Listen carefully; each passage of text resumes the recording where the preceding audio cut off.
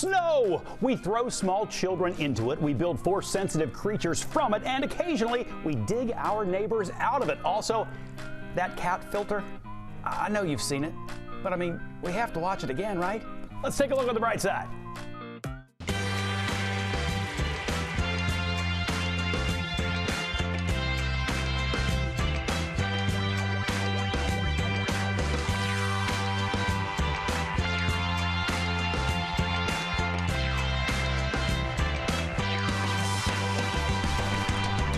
Hello, my friends, and welcome to The Bright Side. I'm your host, Bob Herzog, and I stand here in the warm glow of your kindness because of you, yes, you. Our last episode was viewed over 20,000 times. That's by far our most watched episode yet. And sure, I know some may have only stayed for a couple of seconds, but others laughed and smiled and had maybe a slightly better day. And that's because you watched, and you liked, and you shared, and the more that happens, well, the more that'll happen. A couple of quick bright side shout outs to people who took the time to go to the Facebook page, click the review tab, and share some thoughts. Nicola says, the bright side is your feel good Friday fun, and there is plenty of fun to be had. If you like laughs, surprises, pets, and positivity, then this is the place for you. Love that. And Kelly wrote, the bright side is an amazing collection of feel good stories, which we need a lot of in our lives, especially right now. Best place on Facebook. Thanks for the review. Thanks everybody for those reviews. So we've been busy around here, around my home base of Cincinnati, Ohio this week. We got the most snow we've seen in like a decade, and in a newsroom when that happens, well, let's just say there's a flurry of activity. Wordplay. Anyway, one of the other things that happens is that people start sending in all kinds of great pictures and videos of their snowy experiences. So let's take a look around the Tri-State's winter wonderland. How about some skiing, Southgate, Kentucky style?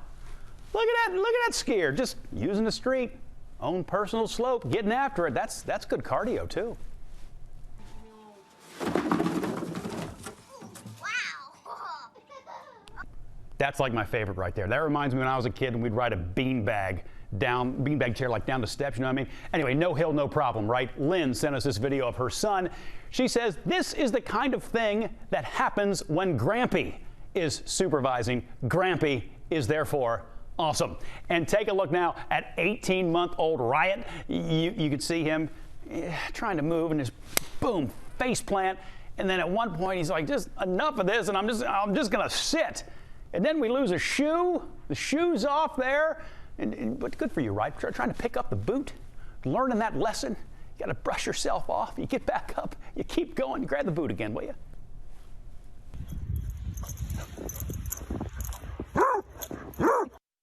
And honestly, who can get enough of dogs and snow videos? Because kids are not the only ones enjoying it. Lisa sent us this video of Milo the Basset Hound having a ball. That is just a good boy. And you've heard of, you know, snowman, snow angel too, but what about a snow chicken? So that's Gertie, Gerd, right there, taking a nice snowy ride on the old tire swing.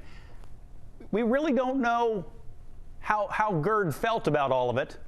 Maybe enjoyed it, maybe terrified, at least cold. But all of that aside, should you prefer your animals, that is, a bit more exotic? We've got a Johnny Joe at the Cincinnati Zoo experiencing snow for the first time. The zoo shared this video on Twitter. You can see the 5-month-old baby rhino just going headfirst into that snow pile like a 1-year-old into a birthday cake. Zookeepers say a Johnny Joe was squeaking with excitement the whole time. Now, not everyone just slips and slides around in the snow. Some create art, and with that, happiness along the way. An artist in Indianapolis seemingly used the force to sculpt. He made Grogu, or Baby Snowda, if you will. Rick Nye reports on the tribute to a Star Wars character in a galaxy not so far away. The galaxy is Greenfield, State Street and Forest Avenue, where Grogu, Baby Yoda from The Mandalorian, is the latest creation of the snow artist Rick Horton. It just so happens I live on a very busy road. So these are getting a lot of attention. Like that? Yeah. Once a winter, Rick waits for the right weather and makes a snow masterpiece. He started with a bust of Homer Simpson in 1997. He's most proud of the 2 bald eagles 2 years ago and the rattlesnake from 2010. He asked for ideas this year and picked Grogu after much indoor preparation. I knew this had to look as close as possible, so I did a lot of research. I even sculpted one out of clay so I would have something to go by. Rick hit the perfect weather this year. A snowfall followed by a cold snap. Grogu is still frozen after more than a week. Rick's snow creations usually don't last that long. But the force is with 5-foot Grogu, who took 7 hours to build on January 31st.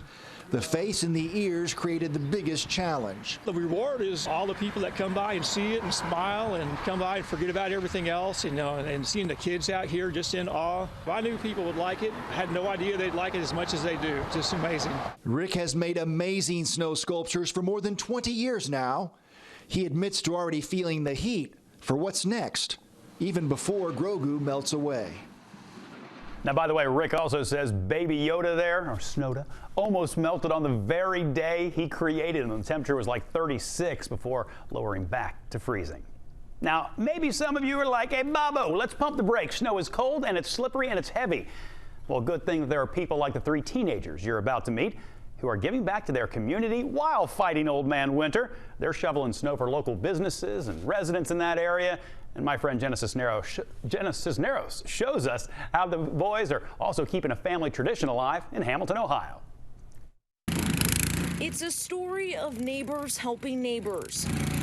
3 young boys in the frigid cold making a difference. People were like, oh, I can't get out. So, we were just like, let's get out there. Instead of spending their snow day inside a warm, cozy house, David, Devon, and Damien spent the past couple days helping plow snow for their neighbors and local Hamilton businesses. We had a clean, safe sidewalk for people to be able to get in and shop. Shoveling and blowing the snow away is personal for this family. I would always tell my boys of how me and their Uncle CJ would go out and shovel snow. Fortunately, my brother passed away 4 years ago.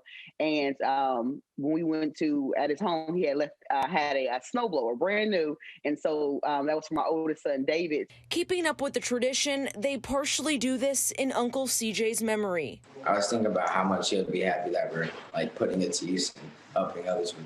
In just 2 days, the boys helped clean 21 houses and businesses in the city of Hamilton. It's like giving back to your community. When you're helping people, you just feel like you've done something better for someone. And they can pass that on throughout the day as the day goes. Reporting in Hamilton, Jenna Cisneros, Local 12 News. How good are those guys? Those boys, by the way, they're doing all that for free, but they are accepting donations. They plan to be back out helping the community shovel snow whenever it's needed. Now, a snow day can lead to more work being done online. We know that. But with the pandemic, we were already kind of there, right? And in this new world of video conferencing, a lot of people have had some issues. You leave yourself on mute. You can't figure out how to make the video work. Maybe your coworker forgets his place and takes you along to the bathroom. But it was this moment that united us all. I know you've seen it. Let's look again anyway. A court proceeding was just perfect when a Texas lawyer showed up on Zoom with a filter. Mr. Ponton, I believe you have a filter turned on in the video settings. Can you hear me, Judge? I can hear you. I think it's a filter. It is, and I don't know how to remove it. I've got my assistant here. She's trying to, but I'm prepared to go forward with it. I'm here live. I'm not a cat. I can't explain the levels upon which that makes me happy. The lawyer says a child, of course it was a child, turned on that daggone filter before the hearing. The judge was able to walk him through it and get it down eventually. Since so many of us are using virtual meetings right now, this is why it's important to remember, always double check your filters because you just never know who's watching anymore. Of course, sometimes that sort of works out. Last Thursday, for instance, Joe Orions was shooting buckets before students and staff arrived at Liberty Benton Middle School in Findlay, Ohio. The custodian tried a half-court shot. Why not? Turned his back. Boom! Get in the bucket, why don't you? Now, the school principal didn't believe him, and so he checked the tape, went to the security cameras. The principal later posted this video with the caption, and I love this, "Our custodian is better than yours." Anybody who's played hoops dreams of hitting that half-court shot. Funny thing about dreams, though, There's no age limit to chasing after them, and this next woman is proof of that. She recently became the oldest person to graduate from a local police academy, and my friend Alexa Helwig has a story about how it's never too late to make a difference. Jenny Sena flips through pages of her old college yearbook. This is graduation, so that was a superintendent. A degree from West Point took the Wisconsin native around the country. After getting out of the Army, she landed in Cincinnati to work for P&G. 30 years later and in retirement, Sena knew her skills from the military could help fulfill one more dream. Back in the 70s, there were a lot of police shows like Chips, Rookie, and I was just interested in doing something where I could serve others. That's how I ended up in the military. She's ready to get back into public service. At the age of 57, she was accepted into the Great Oaks Police Academy. I'm just not done doing what I want to do, and I feel like especially now with the climate as it is, it's a good time to get people with experience as well as younger people on the police force to just help the perception of the public. For Sena, there's no age limit to her aspirations. In November, she became the oldest person to graduate in the Academy's history. Anyone who has a dream or anyone right now who's feeling like I don't have anything I can do, there's always something out there you can do. Her continued dream to serve others again is almost finished, and she has one local police department in mind. It's a place that I feel like I could be a part of. As I've done interviews there, I feel like I could be a part of that community, and even if it's just me, make my own difference. Alexa Helwig, Local 12 News. Now, Sena continues to interview with that local police department, and she hopes to hear back soon. Isn't that great?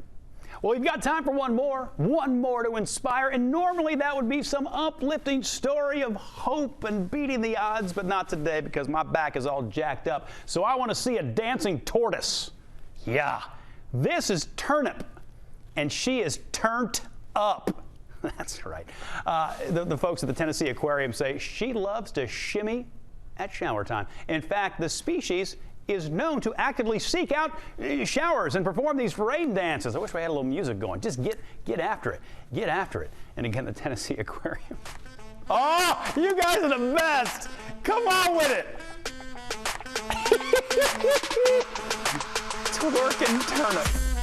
Oh, yeah, you can keep this on for as long as you want, fellas, because this is just making me tremendously happy. I hope this whole thing made you tremendously happy as well. And again, thanks to everyone who has been watching The Bright Side and sharing The Bright Side. And please continue to share, because maybe someone you know needs to take a look on The Bright Side.